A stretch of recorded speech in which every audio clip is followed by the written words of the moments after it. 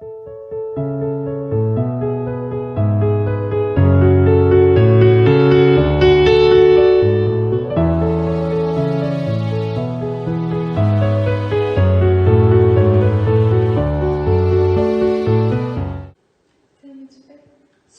бе Ақжұлдыз?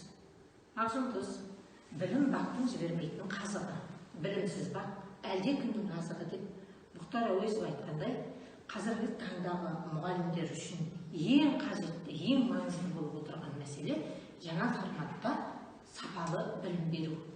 Жаңаша білім беру бағдарламасы маңызды 3 құжаттан тұрады. Бірінші, бағдарлама, ұзақ мерзімді жоспар, орта және қысқа мерзімді жоспар. Осы күнге дейінгі біздің жасап келе жатқан мына күнтізбелік жоспарымыз, бұл ұзақ мерзімді жоспар негізгі оқу мазмұнын қамтиды. Ұзақ мерзімді жоспар білім беру деңгейі бойынша барлық сыныптарда пән тарауларын белгілеп, олардың жалпы ережелерін анықтайды. Яғни ұзақ мерзімді жоспар бұл оқу бағдарламасының жалғасы. Онда пәннің негізгі мазмұны нақтыланады. Орта мерзімді жоспарда ол белгілі тақырыпқа сай барлық күнделікті сабақ жоспарлары осы орта мерзімді жоспардан алынады. Осы арқылы жасалады. Жалпы күнделікті сабақты жоспарын құрады. Ал жоспарды құрып отырған мұғалімнің алдында мына сұрақтарда жауап болу керек. Оқушылар нені білу керек?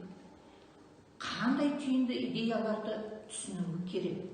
Қандай мәселелерді зерттеп талдаулары керек?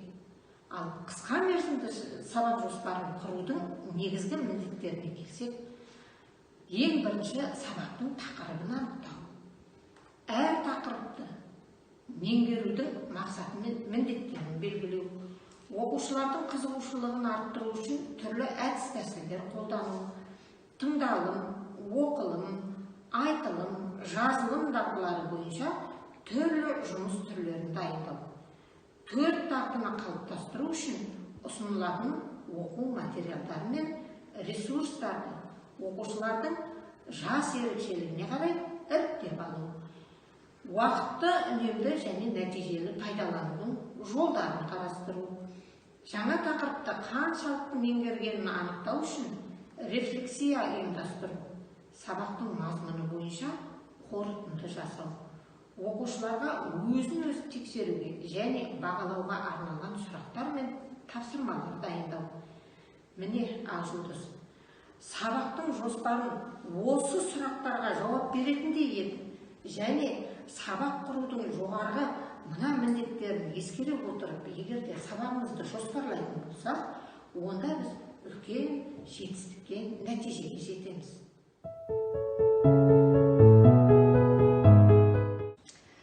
Қайырлы күн, құрметті әріптестер. Мен қазақ тілі мен қазақ әдебиеті пәнінің мұғалімі Қалкөз Ақжұлдыз Жомартқызы. Сіздерге бүгін 9-шы сынып қазақ әдебиеті пәні бойынша Бейімбет Майлиннің «Шұғаның белгісі» хикаяты сабағынан ықшам сабақ жоспарын таныстыратын боламын. Бұл сабақ ұзақ мерзімдегі жоспарда адам жанының құпиясы бөлімінің 1-ші сабағы. Осы сабақ арқылы жүзеге асатын оқу мақсаттары мынадай: әдеби шығармаға сюжеттік композициялық талдау жасау. Міне мен осы сабақ бойынша, осы оқу мақсаты бойынша мынадай сабақ мақсаттарын енгіздім. Бірінші, оқушылардың барлығы «Шұғаның белгісі» хикаятының сюжеттік композициялық желісін анықтап талдайды. Оқушылардың көпшілігі хикаятқа сюжеттік композициялық талдау жасайды, және соңғысы оқушылардың кейбірі хикаяттың сюжеттік композициялық желісіне өзіндік көзқарас білдіреді. Осы мақсаттарға қол жеткізу үшін мен бірнеше белсенді әдістерді таңдадым. Мысалы, сабақтың басында жан жылуы, мозаика және доп лақтыру әдістері. Сабақтың ортасында миға шабуыл, оқиға шыңы, көршіңе бір сөз таңда. Ал сабақтың соңын аяқталмаған сөйлемдер өзін-өзі талдау кестесі әдістермен қорытындыладым. Оқушылардың қажеттілігі мен қабілеттілігін ескере отырып, мен тапсырма әдісі мен қарқын әдісін қатар пайдаландым. Ендеше осы әдістерге тоқталайық. Тапсырма тәсілі. Оқушылардың қажеттілігіне қарай күрделі тапсырмалар беру арқылы оларды ілгерілеп отыруына көмек береміз. Келесі, қарқын әдісі. кейбір оқушылар мәтіннен негізгі қосымша ақпаратты ажырата алмай қалады. Міне осыны ескере отырып біз қарқын әдісі арқылы оларды оқу мақсатына жетуге ынталандырамыз. Келесі, мен осы оқу мақсаттарына сай бағалау үшін бағалау критерияларын енгіздім. Бірінші, хикаяттың сюжеттік композициялық желісін анықтайды. Екінші, хикаяттың сюжеттік композициялық желісіне талдау жасайды. Және үшінші, хикаяттың сюжеттік композициялық желісіне өзіндік көзқарастар білдіреді. Осылай бағалау критерияларын енгізе отырып, мен мынадай дескрипторлар енгіздім. Бірінші, шығарманы оқып, сюжетін анықтайды. Шығарманың белгісі хикаяттың әр бөліміне ат қояды. Шығарма мазмұны бойынша жоспар құрайды және оқиға шыңы әдісі арқылы сюжеттік композициялық талдау жасайды. Қорытындылай келгенде ықшам сабақтың жалпы мен үшін тигізген ықпалы.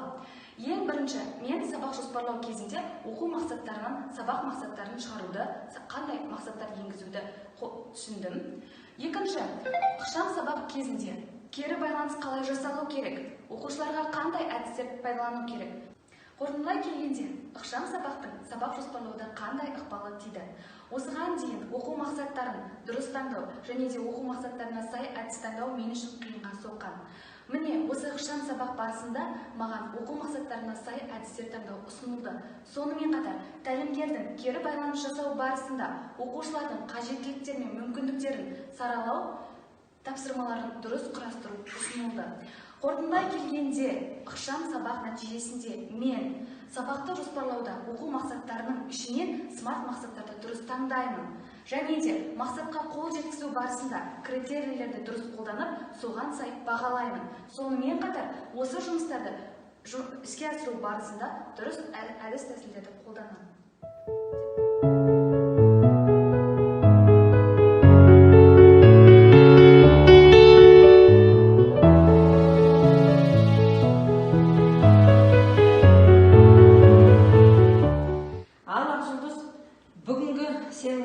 Ықшам сабағыңа кері байланыс беретін болсам, адам баласынан ақыл, ғылым, мінез деген нәрселермен озбақ. Одан басқа нәрселерден оздың ғой демектің бәрі де ақымақтық деп Абай атамыз айтып кеткендей, жалпы жас маман ең бірінші мен қандай нәтижеге жетуім керек? Мен нені жақсы жасай аламын? Мен енді нені жақсартуым керек деген сұрақтарға жауап іздей отырып, алдына мақсат қоя білу керек. Бүгінгі сіздің сабағыңыз маған қатты ұнады, танысып шықтым. Сабағыңыздың құрылымы менің көңілімнен шықты. Сондықтан да сіз өз біліміңізді көрсете білдіңіз деп ойлаймын.